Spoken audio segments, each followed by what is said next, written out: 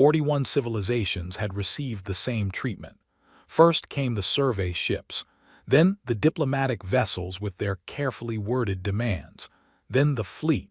It had worked 41 times without a single loss. High Marshal Sorvan saw no reason the 42nd would be different. He stood at the forward observation port of his flagship and looked at the Terran boundary markers floating in the dark. Rows of orange beacon lights stretching in both directions, disappearing into the black. Behind them, nothing. No ships on sensors. No defensive grid pinging back at his scouts. Just empty space and those blinking lights, like the humans thought a string of lanterns would stop an empire. His second-in-command, Sub-Commander Ulix, stood 3 paces behind him holding a data pad. He had been holding it for 20 minutes. He had not spoken yet because every time he tried, Sorvan's expression made it clear the words would not be welcome. Outside, the 7th Expansion Fleet filled the view. 230 ships. Cruisers, destroyers, carriers, siege platforms. The largest force Sorvan had ever commanded. More firepower than most civilizations would see in 10 lifetimes. "They sent 2 warnings," Ulix said finally. "They always do." The second one had footage attached from the last fleet that crossed this boundary. Ulix paused. The Varathi fleet, 60 years ago. Sorvan turned from the window. The Varathi were poorly organized and had no business being in this sector. "We are not the Varathi." The footage showed their entire forward column destroyed in under 4 minutes. Old data, old weapons. The humans have not fought a real war since. Sorvan waved a hand. They have been sitting behind those beacons for 6 decades building settlements and trading grain. They are farmers, Ulix, comfortable farmers who remember a war their grandparents fought. Ulix set the data pad down on the console. He did not argue.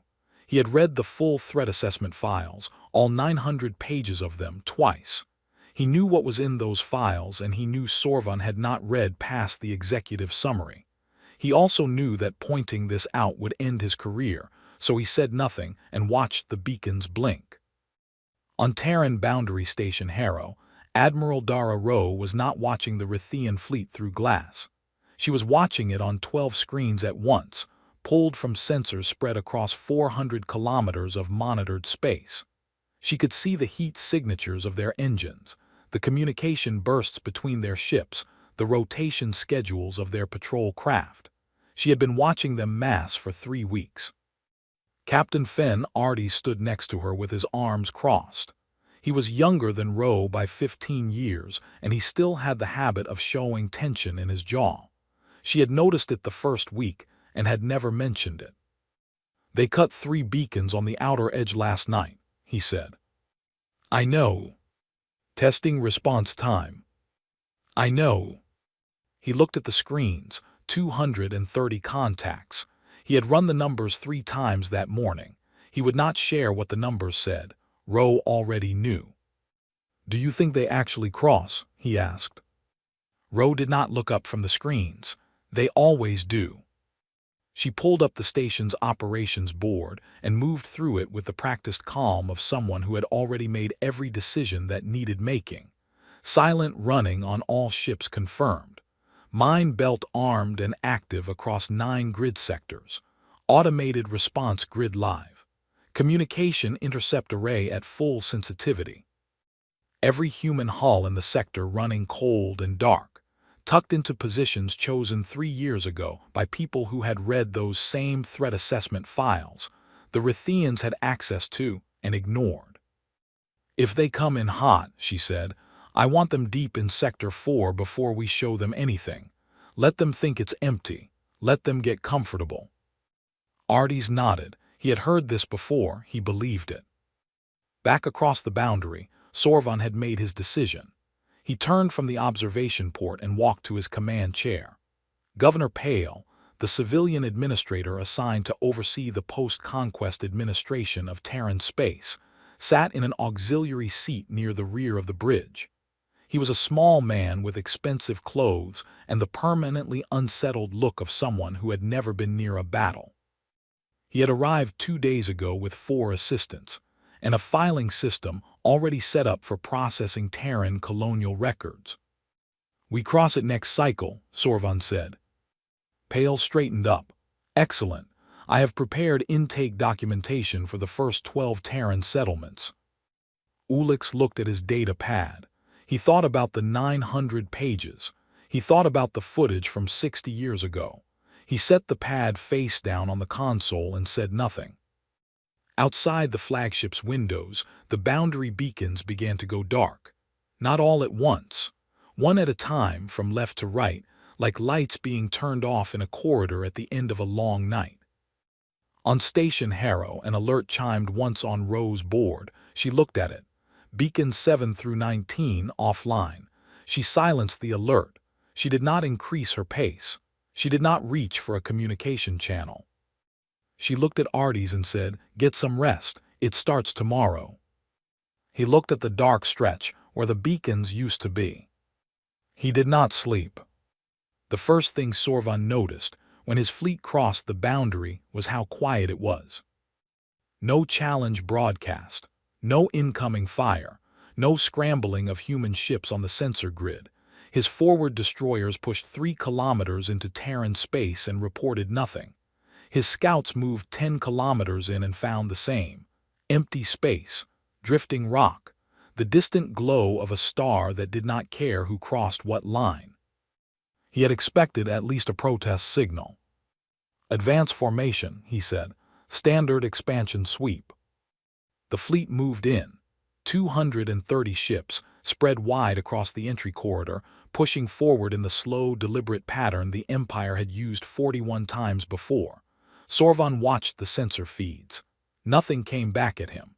He allowed himself a quiet moment of satisfaction. The threat assessment files had been written by nervous officials who saw danger in every shadow. The humans were not going to fight. They were going to do what most civilizations did when faced with this much firepower: freeze, then negotiate, then surrender. Ulix was watching a different set of readings: passive sensors, residual heat traces in the asteroid clusters ahead, small, easy to miss, the kind of signatures a ship left when it had been sitting cold for a very long time. He opened his mouth. The first mine went off against the hull of destroyer Verath 6. The explosion was clean, precise, and took out the port engine column in one burst. The ship began to turn on its own axis, leaking drive plasma. Then the second mine hit a cruiser 2 kilometers to the left. Then 3 more, all at once, spread across the middle of the formation. Sorvan was on his feet. Point defense full activation, scanned the corridor. The point defense systems came up and started picking off mines as fast as they could track them, but the mines were not coming in a single wave. They were already there, planted months or years ago in overlapping fields, positioned to drive ships into specific paths. When a cluster detonated on the left, it pushed traffic right. When the right side went, it pushed the ships back left. Each corridor they tried to take funneled them into more. 4 destroyers were already dead in the water before a single Terran weapon had been fired by a crew. On Harrow Station, Arties watched the mine grid performing exactly as the engineers had said it would. He had never fully believed it until now. He said nothing because there was nothing to say. Ro opened a channel. Her voice went out across the entire fleet frequency, crisp and without inflection. "This is Admiral Dara Ro, Terran Compact Defense Command. You are operating inside protected sovereign territory. I have 47 warships currently deployed across this sector. I have 9 active mine belt grids with approximately 4,000 charges remaining. I have a long-range strike platform positioned at grid reference 79er that your sensors have not located yet. You have lost 4 ships in the last 90 seconds without my crews firing a single round. I am offering you a clean withdrawal right now. Take your fleet back to your own side of the boundary, and this ends here. You have 60 seconds to respond before I stop offering." Sorvan stared at the channel indicator. 47 ships. He had 230. Even with the mine damage, even with 4 destroyers dead in the water, the numbers were not close. He had seen what 47 ships looked like. They were nothing. She was lying about the platform. She was probably lying about the mine count too. This was the last desperate play of a species that had nothing left to put on the table. He looked at Ulix. Ulix was very still. "She is bluffing," Sorvan said. Ulix said, "I don't think she is." Sorvan sat back down. "Full advance, push through the mine corridor. They cannot have laid enough to stop this fleet." The 60 seconds ended. Ro closed the channel. She looked at Ardes once. He was already at his board. She said, "Light them up." And the dark between the asteroids stopped being dark. Ships that had been sitting cold for 3 years came online in sequence. Not ahead of the Rithian fleet, not in the path they were watching, but from the sides and from behind.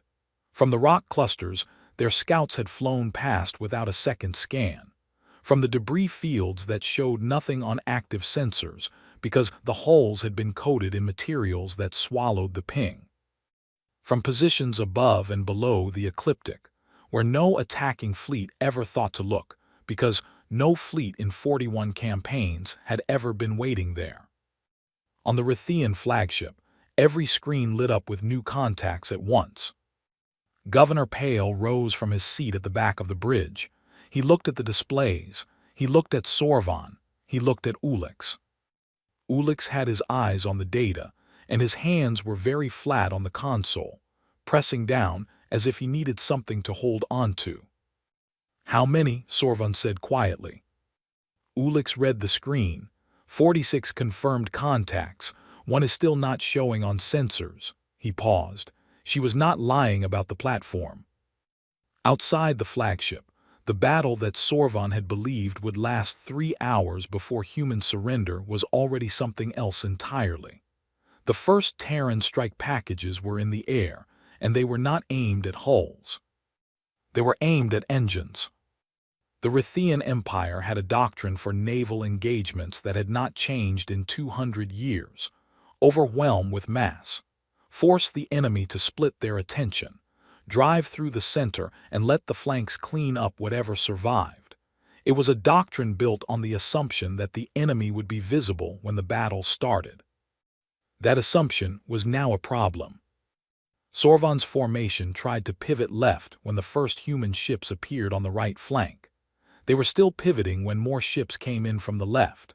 When the rear contacts lit up on sensors, the formation's rear column turned to face them, which meant nobody was watching the front when the ships tucked inside the near asteroid belt went active. The Rithian fleet, for 40 seconds, was pointing in 4 directions at once. Ro watched it on the tactical display and said nothing. Her ships were not attacking randomly. They had assigned targets before the battle started. Every Terran captain had a list. First on every list, communication vessels. The small, lightly armed ships that carried the Rithian fleet's coordination signals between capital ships. They were not impressive targets. They went down fast.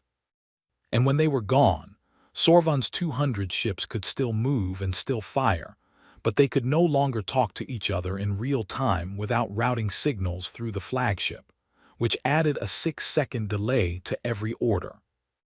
6 seconds was a long time when someone was taking out your engines.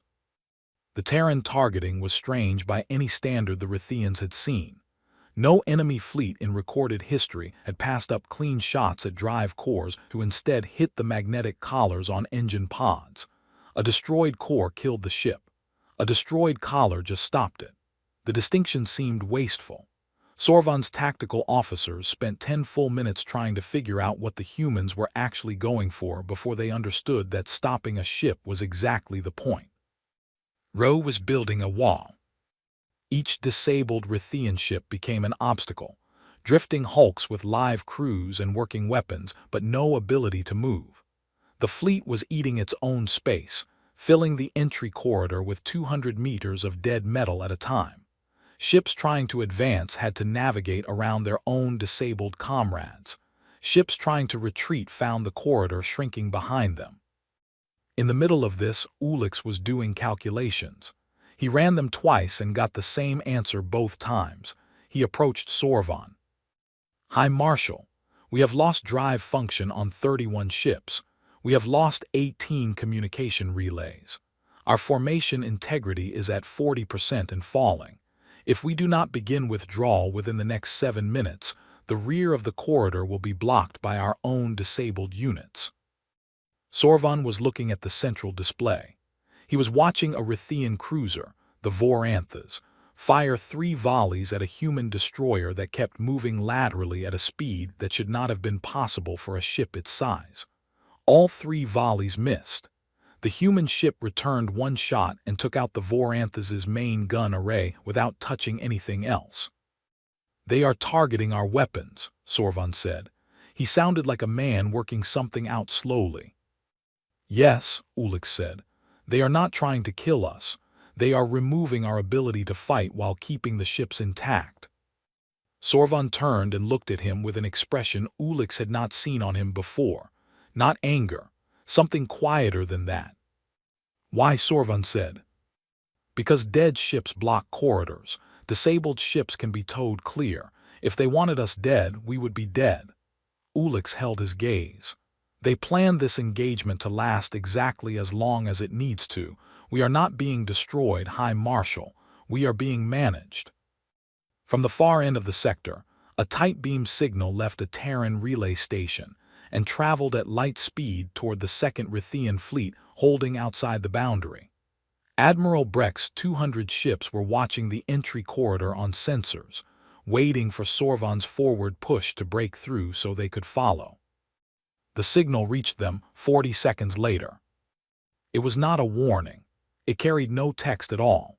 It was a direct sensor feed of what was happening to the First Fleet. Real-time footage. Every disabled ship. Every drifting cruiser. The mine corridors still chewing through the formation's edges. And at the end of the feed, spliced in so it played last, a single audio line from a human woman whose voice had not changed in tone since the battle started. "You are next if you move." Admiral Breck watched the footage for 90 seconds without speaking. Then he said, "All ships hold position. Do not cross the boundary. I want a channel to the Terran side." His communications officer looked at him. Breck said, "Now." Back inside the kill zone, Sorvan was no longer talking about breaking through. He was standing at the display watching ship after ship lose drive power and go dark while their crews stayed alive inside. The humans were very precise. Nobody was dying who did not have to. That was, somehow, worse than if they had been firing for blood. He turned to Governor Pale, who had not moved from his seat in 20 minutes, and whose face had gone a flat grayish color that Rithians showed when they were frightened. "Governor," Sorvan said, "I suggest you set aside your intake documentation." Pale said nothing. Outside the flagship, 3 Terran ships completed a coordinated arc that left Sorvan's port flank completely without functioning drive columns. None of his weapons could track them fast enough to respond. The humans were not even rushing. Governor Pale had spent 30 years inside the Galactic Empire's administrative system. He understood hierarchy. He understood procedure. He understood that when a situation exceeded your authority, you escalated to someone above you and let them carry the weight. The problem, at this specific moment, was that the communication channels were jammed, and there was nobody above him for 40 light minutes in any direction. He found Ulix near the tactical station and grabbed his arm. "I need a status report," Pale said. "In plain language, not military language, plain." Ulix looked at him, then at the displays, then at Pale again. He seemed to decide something. "We cannot move 61 ships. We have lost all dedicated communication relays. Every order from the High Marshal has a 6-second delay before it reaches our fleet captains. The human ships are faster, more maneuverable, and have been firing for 40 minutes without making a single targeting error. The Second Fleet has not crossed the boundary. We have no way to reach them." Pale absorbed this. What do the threat assessment files say about this scenario? They say this scenario should not happen because we should not have crossed the boundary. Pale let go of his arm. He walked back to his seat, sat down, and looked at the intake documentation on his data pad. 12 folders. One per settlement, forms already labeled, processing timelines already drafted.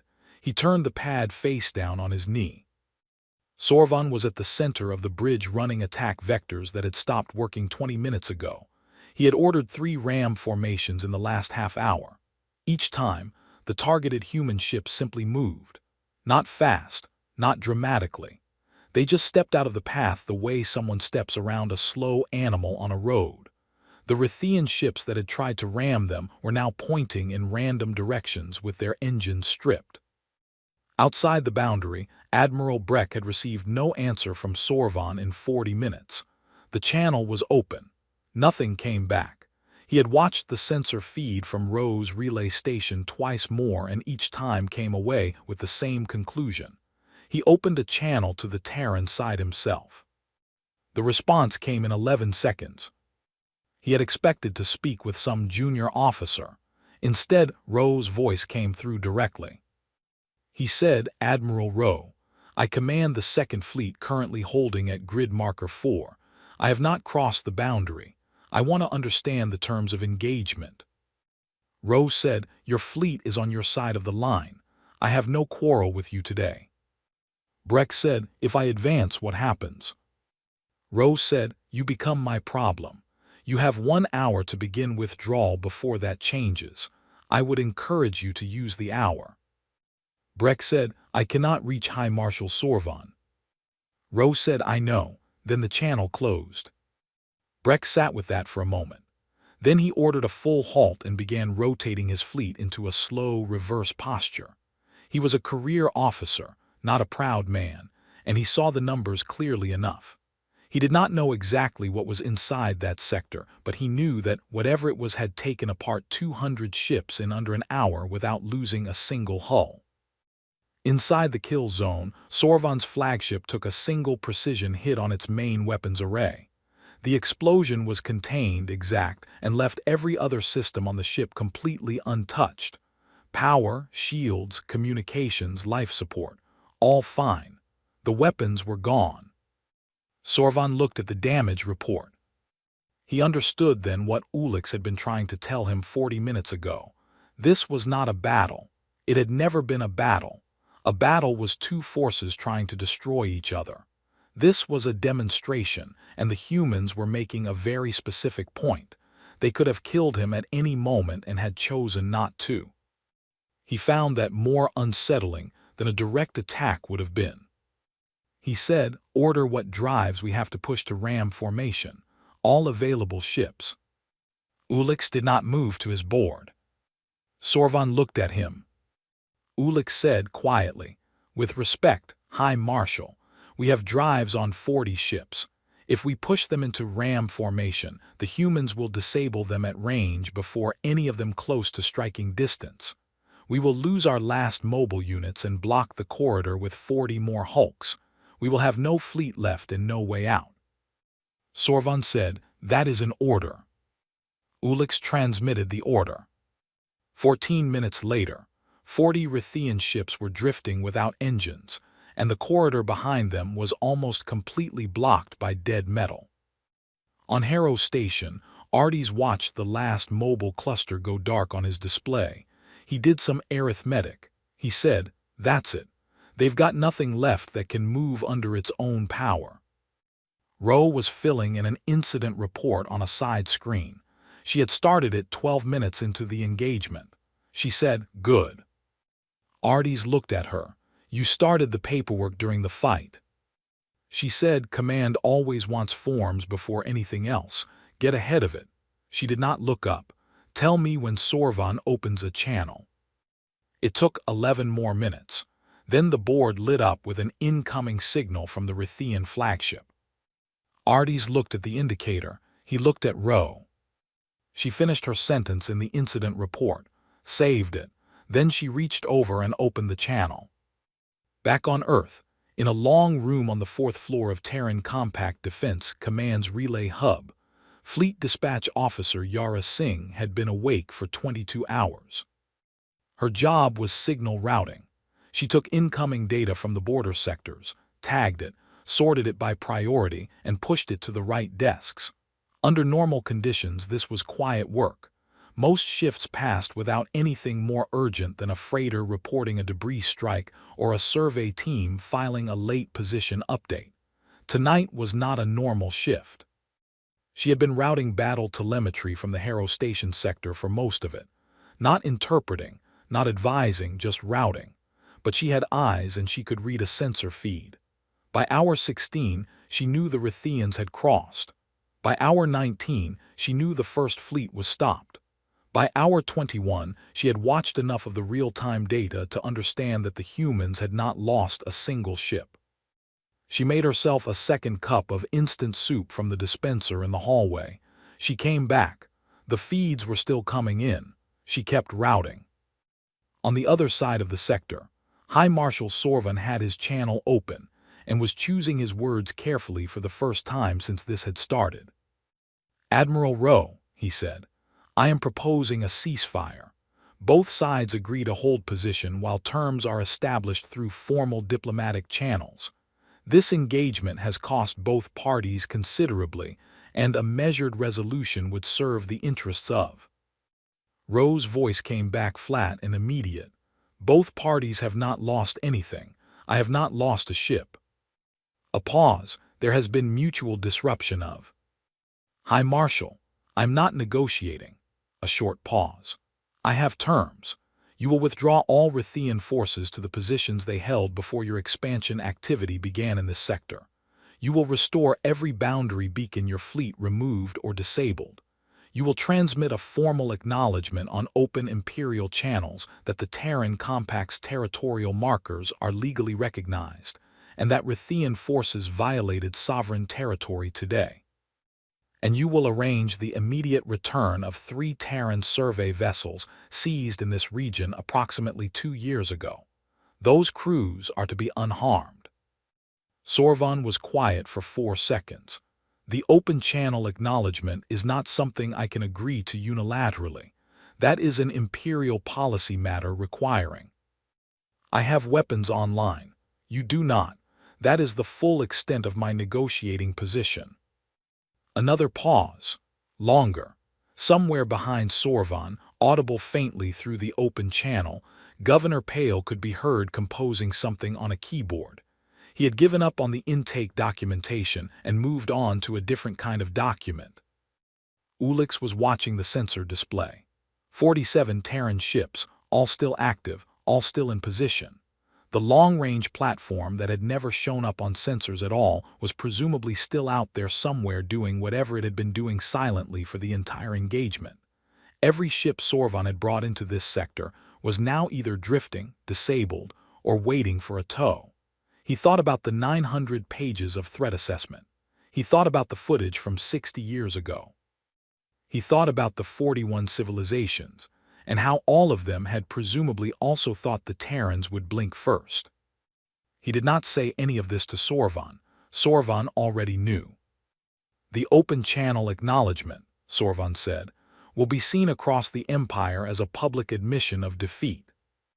Rowe said yes. The word sat on the channel for a moment. "It will damage my standing irreparably." Rowe said, "That is not my concern." Sorvan said nothing for 12 seconds. Ulix counted them. Then Sorvan opened the Imperial broadcast channel, the one that reached every Rithian naval installation and civilian receiver in range. His voice, when it came, was very even. "This is High Marshal Sorvan, commander of the 7th Expansion Fleet. The Terran Compact's territorial boundary markers are legally established and recognized under Galactic Convention. Rithian forces today operated within Terran sovereign space without authorization. All Rithian units are ordered to withdraw to pre-expansion positions pending full diplomatic review." He closed the channel. Yara Singh was routing a batch of sensor logs when the Imperial broadcast hit her incoming queue. It was not addressed to her station. It had been picked up by a passive receiver in the relay hub that collected open-channel Imperial transmissions for archival purposes. It was tagged routine. She almost let it root automatically. She opened it instead. She read it twice, then she listened to the audio. She printed a copy on the office printer, the old physical one that nobody used anymore because everything was digital. The printer took 40 seconds and made a grinding noise. She took the paper, folded it once, and put it in the top drawer of her desk. She did not know exactly who would want it later. She was fairly sure somebody would. She finished her soup. She kept routing. Outside Harrow Station, Ardes watched the second Rithian fleet's engine signatures shift. They were turning around, slow and steady. No drama, just a lot of very large ships deciding that the direction they had come from was better than the direction they had been pointing. He looked at Ro. She was back on the incident report. "Second Fleet is withdrawing," he said. "Good," she said. Sorvan just broadcast an acknowledgement on open Imperial channels. She said, "I know, I was on the channel." She kept typing. "Get me a damage assessment on the mine belts. I want to know what needs restocking before the week is out." Ardes looked at her for a moment. Then he went to get the mine belt figures. The Rithian recovery ships arrived 2 days later. They came with their running lights on and their weapons powered down, which was the correct protocol. They had sent a request through the boundary relay channel 6 hours in advance and received a single-word response from Harrow Station. Approved. They moved into the kill zone slowly, picking through the debris corridors, attaching tow cables to the disabled hulls one at a time. Ro allowed it without conditions. She posted 2 Terran escorts to move alongside the recovery operation. Not to threaten, just to be visible. The Rithian recovery crews could see them out their windows, 2 human ships running parallel at matching speed, saying nothing, doing nothing, just present. Every captain in the recovery fleet logged the exact specifications of those human ships in their reports. The intelligence people in the Rithian capital would have very detailed measurements within the week. That was fine with Ro. She wanted them to have accurate measurements. The recovery took 3 days. 58 disabled Rithian ships towed back through the boundary. 11 that had taken too much mine damage to tow in one piece were broken down and moved in sections. The Terran escorts matched speed throughout. When the last hulk cleared the line, both escorts peeled off and returned to their positions without a word. Sorvan was not aboard his flagship for the withdrawal. He had transferred to a smaller vessel before the recovery operation began. Nobody officially announced where he went. Ulix, who had been running the logistics of the recovery from the lead tug, was approached by 3 separate internal affairs officers before the fleet reached its home station. He answered every question they asked and did not volunteer anything they did not ask for. He kept the 900 pages of threat assessment files on a personal drive. He had a feeling they would be relevant again someday. Governor Pale's report reached the capital 4 days after the fleet crossed back. It was 47 pages long and argued in careful administrative language that the operation had been poorly conceived, that the risk assessments had been insufficient, and that civilian oversight had been inadequately resourced for the scope of the mission. It did not mention that he had arrived with intake documentation already filed. It did not mention that he had not raised a single concern before the fleet crossed the boundary. He was a very good bureaucrat. The 3 Terran survey ships were returned 1 week later. A Rithian diplomatic courier delivered them to the boundary without ceremony. The crews came off looking tired and somewhat underfed but otherwise unharmed. They were debriefed by Compact Intelligence for 2 days and then sent home. No press event. No formal statement from the Compact Council. The ships were logged as recovered and the case file was closed. On Earth, Yara Singh came in for her next shift and found a stack of routine routing queues waiting. She worked through them. Around midday, a colleague leaned over and asked if she had heard anything from the Harrow sector. She said she had been monitoring it. He asked if it was really true that no human ships had been lost. She said yes. He said that was unbelievable. She said it really was not if you had read the right files. He had not read the files. Nobody outside the defense architecture teams had. That was also probably intentional. The War Council debated a diplomatic delegation for 11 days. The debate was quiet, not public, and mostly circled around the question of whether reaching out first would make the Terran compact look eager or confident. In the end, a preliminary note was sent through the standard interstellar channel asking if the Rithian capital wished to establish a formal incident review process. The response took 9 days and said yes. Ro was asked for her opinion on the diplomatic track. She sent a 3-sentence response that said diplomacy was a reasonable complement to defensive preparation, that the mine belts should not be reduced regardless of how the diplomacy went, and that she would need 2 additional sensor arrays on the outer grid within the next 6 months. Nobody argued with any of the 3 sentences. 6 weeks after the battle, Harrow Station was running normal operations again. The beacons had been restored and were all active. The mine belts had been restocked. 3 new ships had quietly joined the prepositioned cold-running fleet. Nothing about this was announced to anyone. Arties was at the observation window late one night, not because his shift required it but because he could not sleep. The boundary line stretched across the view. All the beacons were lit. The space beyond was dark and quiet. Second Fleet's residual heat signatures were gone, cleared weeks ago. Whatever was out there now was either Rithian ships running too far back to sea or nothing. He heard Ro's boots on the deck behind him. "Couldn't sleep," he said. "Came to check the grid reports." He looked at the dark beyond the beacons. "Do you think they come back? Try again someday."